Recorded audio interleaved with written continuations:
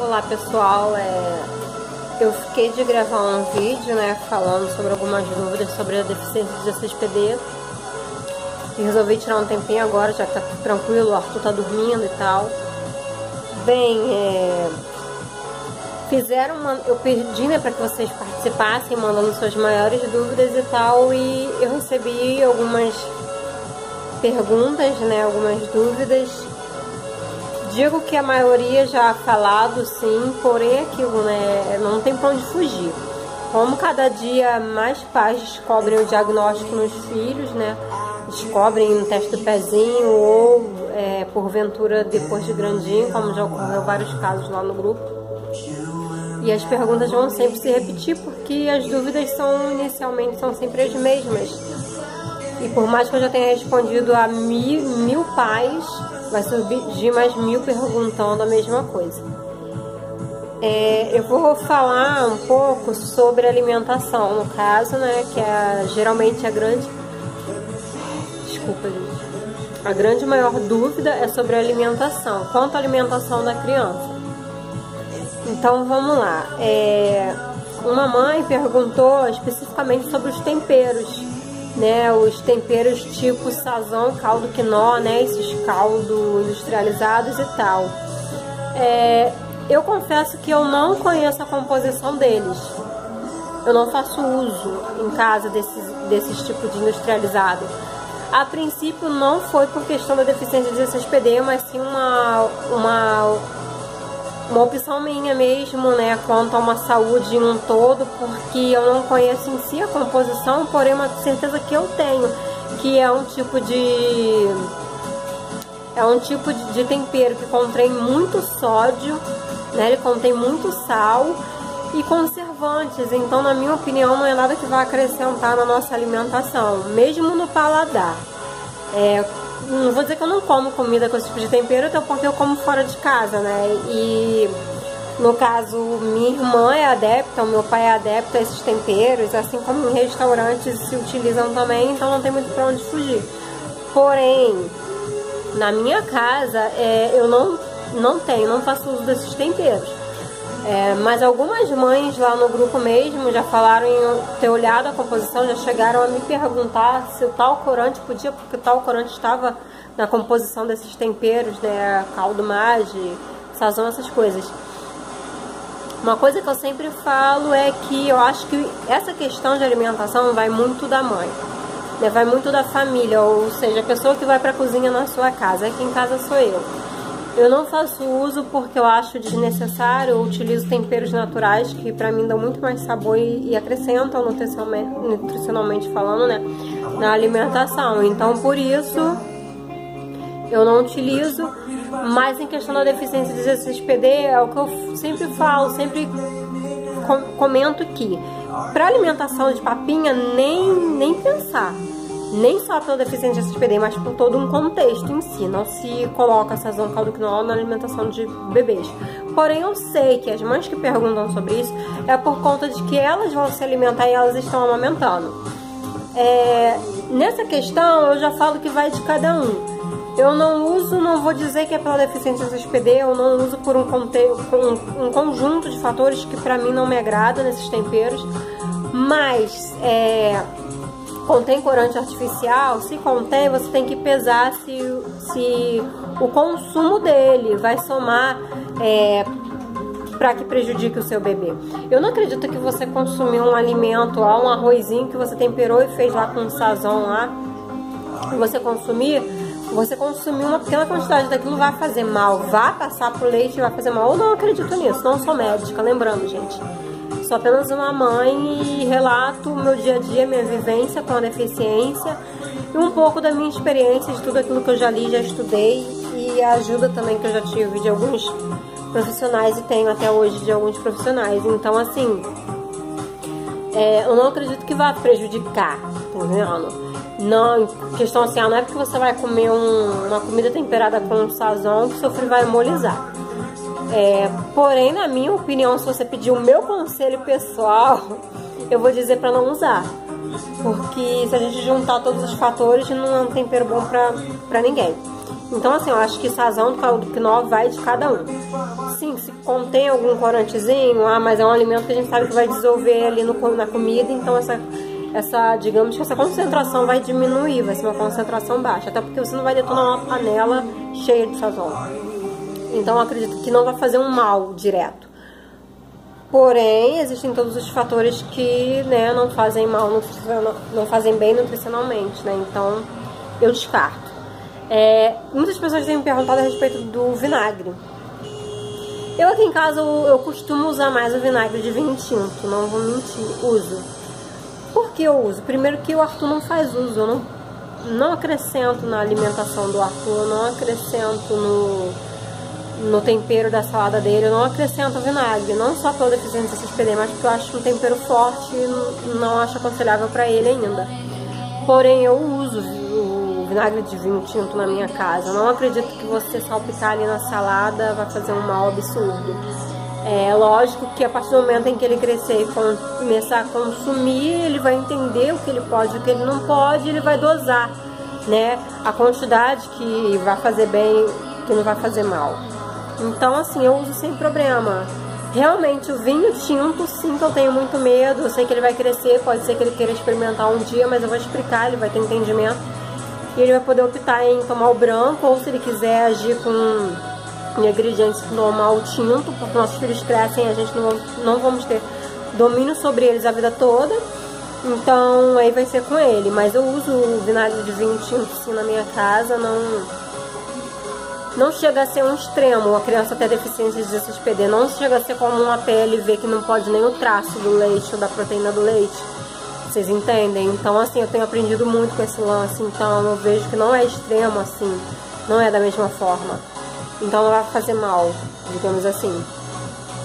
Agora uma pergunta também aqui, outra mãe relatou uma coisa que eu achei muito interessante, que é sobre a questão ela disse que ela escuta muito as pessoas falarem, médicos, não sei porque ela não especificou, mas ela disse que ela escuta muito pessoas falarem assim, que a anemia por deficiência de CSPD não é tratada com sulfato ferroso. Aí ela perguntou, então seria anemia por deficiência de CSPD, seria anemia falciforme? Não. Já falei sobre isso, é um tema que sempre volta e eu acho interessante voltar, porque eu sei que tem pessoas que estão confundindo a mente por aí com isso. Não tem nada a ver uma coisa com a outra. A anemia falciforme é uma coisa, deficiência de CSPD é outra. Ah, mas deficiência de CSPD não gera uma anemia? Não pode ocasionar uma anemia? Pode, porém a anemia hemolítica. E a anemia hemolítica também é uma coisa, e a anemia falciforme é outra. São duas coisas totalmente diferentes. Não vamos confundir, não tem nada a ver uma coisa com a outra. E a questão de não ser tratado com sulfato ferroso. Por quê? O que é o sulfato ferroso? O sulfato ferroso é um comprimento de ferro. Então, nenhum tipo de anemia que não seja ocasionada por deficiência de ferro, pela falta do ferro, não é tratada com sulfato ferroso ou qualquer outro comprimento de ferro. Não adianta. Se a criança está com uma anemia, a anemia hemolítica, não adianta dar sulfato ferroso ou qualquer outro, Noripurum,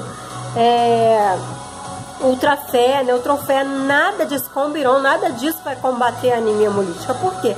Porque a anemia hemolítica não é anemia pela deficiência de ferro. E o sulfato ferroso, qualquer suprimento de ferro, ele só é aconselhável quando essa anemia é gerada por falta de ferro ou por deficiência de ferro. No caso eu estou fazendo um tratamento para deficiência de ferro, estou lutando contra essa deficiência de ferro há 1 ano para combater ela. E infelizmente por enquanto eu não consegui vencê-la, mas o meu tratamento é reposição de ferro. O meu próximo passo agora eu acho que vai ser o intravenoso, injetar o ferro na veia, porque pelos comprimidos eu não estou conseguindo sucesso, infelizmente. Mas ressaltando, não tem nada a ver uma coisa com a outra. A anemia falciforme é uma coisa totalmente diferente da anemia hemolítica. A única coisa que eu costumo brincar e dizer que elas têm em comum, a anemia falciforme e a deficiência de CSPD, é que as duas podem também ocasionar anemia hemolítica. Porém, ter deficiência de CSPD não leva a anemia falciforme. Ter anemia falciforme não é ter deficiência de CSPD. Esqueçam isso. Anulem isso da mente de vocês, porque não é a mesma coisa, tá? Espero que tenham entendido. Não tem a ver. Sulfato ferroso só não é tratado, não trata anemia pela deficiência de CSPD, porque a anemia por deficiência de CSPD não é anemia falciforme. Ops, perdão, não é anemia falciforme também, mas não é anemia por ferro. Então é isso, com suprimento de ferro não adianta tratar a anemia hemolítica, porque não é o tratamento específico. O corante, no caso, as pessoas se questionam muito, né, a questão dos corantes, né. Houve uma guerra um tempinho atrás de opiniões em relação aos corantes, porque diziam, mas não está dizendo corante na lista da APAI. O que eu entendo é que na lista da APAI são a lista das substâncias que a gente deve evitar. Existem 2 nomezinhos lá na lista da APAI que a gente deve evitar, que também se encontram na composição dos corantes artificiais. No caso, que são as sulfas e o naftaleno. E sulfa e naftaleno está presente nos corantes artificiais. Em alguns, o naftaleno tem uma potência, uma concentração muito absurda, maior até do que a sulfa. Ou seja, sulfa e naftaleno são restritos. Então, porém, corante artificial também é restrito, porque contém em sua composição uma concentração grande de sulfa e de naftaleno. Aí vem aquela questão, né? Mas meu filho precisa usar tal medicamento e ele tem corante artificial. Eu sempre pergunto ao médico ou pergunto pra Nilza no grupo e ela vem dizer que não tem restrição, que eu posso fazer uso do medicamento. Sim, a gente pode fazer uso desses medicamentos, sim. Por quê? Se a gente parar para analisar, o alimento em si, o consumo do alimento é muito maior do que o medicamento. A gente não toma como medicamento de uso contínuo, diariamente, todos os dias. A gente não faz uso do medicamento. A gente não tem como uma refeição que é no mínimo 3 refeições ao dia. A gente não faz esse tipo de coisa com uma concentração alta também. Quando a gente ingere um medicamento, ou é um comprimido, ou são alguns ml daquele medicamento, algumas gotas daquele medicamento. Então a gente diz o quê? Que a concentração do corante no medicamento, ele sim é menor do que nos alimentos. Se a gente for comparar a concentração do corante no medicamento e no alimento, ele é absurdamente muito mais alto no alimento do que no medicamento. E o outro detalhe é o consumo. O consumo do medicamento é um consumo controlado. Agora, o consumo do alimento, não. Eu posso muito bem dar de manhã ao meu filho um biscoito, uma bolacha recheada. Aí na hora do almoço eu acrescentar uma sobremesa com corante artificial. Aí o suco ser um suco de pozinho, que é corante artificial. No lanche, mais coisas com corante artificial. Ele vai na rua e alguém vai dar uma balinha pra ele, vem lá mais corante artificial. Aí, vocês estão entendendo? O consumo é muito maior no alimento do que nos medicamentos. Então por isso que a gente aconselha, evite no alimento, evite o máximo que você puder. Aqui em casa não entra nada com corante artificial, nem refrigerante, sou extremista assim. Refrigerante aqui em casa não vem, a não ser que sejam em festas mesmo. As festinhas mesmo do Arthur de 1 ano e 2 anos, teve refrigerante e uma boa quantidade de suco natural, suco de caixa também, sem corante, para poder ter opção para dar pro Arthur. Então assim, eu não aceito, não entra na minha casa. Aqui em casa a gente não tem problema nenhum com isso. E não deixar entrar esse tipo de coisa, até o porquê a gente tem opções muito melhores com corante natural. Se eu quiser uma bolacha recheada, eu vou dar porque tem corante com corante natural, então eu não tenho problema com isso, né? Seria isso, basicamente isso, foram as dúvidas que rolaram, tal, as perguntas que me mandaram. Podem mandar com frequência, questionar. Uma coisa, gente, essa semana eu tava lendo no grupo, eu nem cheguei a responder porque muitas pessoas já haviam respondido, mas uma mãe questionando que ela foi um hemato que ele só orientou ela a restringir a dipirona, se eu não me engano, só. Foi pra ela que era só restrição só daquele medicamento ali, não tinha nada de alimento, podia comer qualquer alimento e tal. E ela questionou, disse que não, porque eu faço parte de um grupo assim, assim, assim. Citou o grupo, citou meu nome e tal. E esse médico virou pra ela e falou, mas você não tem que dar ideia porque falam na internet, não acredita no que você vê na internet. Eu vou ser bem sincera com vocês, eu concordo com ele. Uma coisa que eu sempre falo pra todo mundo, quando me procuram pra falar sobre deficiência de CSPD, quando falam sobre esses questionamentos, eu falo a mesma coisa pra todo mundo. Gente, não acreditem 100% no que eu digo, sabe por quê? Porque a gente não tem que levar a vida assim, simplesmente... Não, porque fulano falou que é assim, então é assim que eu vou agir, é assim que eu vou fazer, não.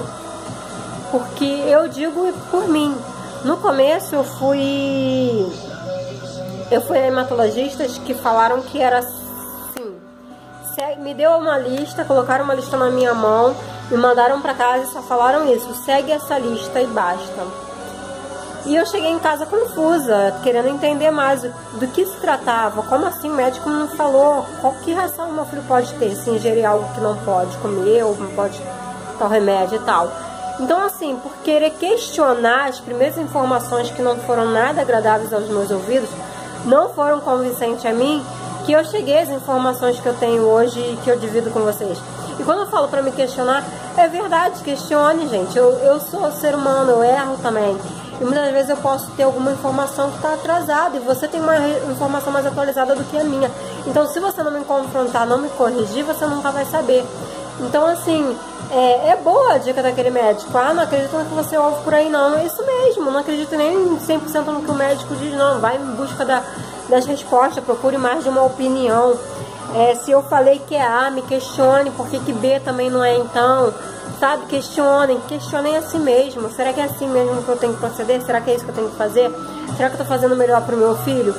Porque eu posso garantir a vocês que o que traz a informação é o questionamento. Porque se a gente apenas cruzar os braços e disser sim, ok, não tem evolução. Então, pra gente evoluir na informação, a gente tem que ter questionamentos. Então, vá em frente, me questione os médicos, questione tudo que você vê mesmo, qualquer informação na internet, porque é assim que a gente vai evoluir com a informação. Ok, pessoal? Então, podem continuar mandando perguntas, o que tiver ao meu alcance eu vou responder, o que não tiver eu vou em busca. E assim a gente vai juntando forças e somando.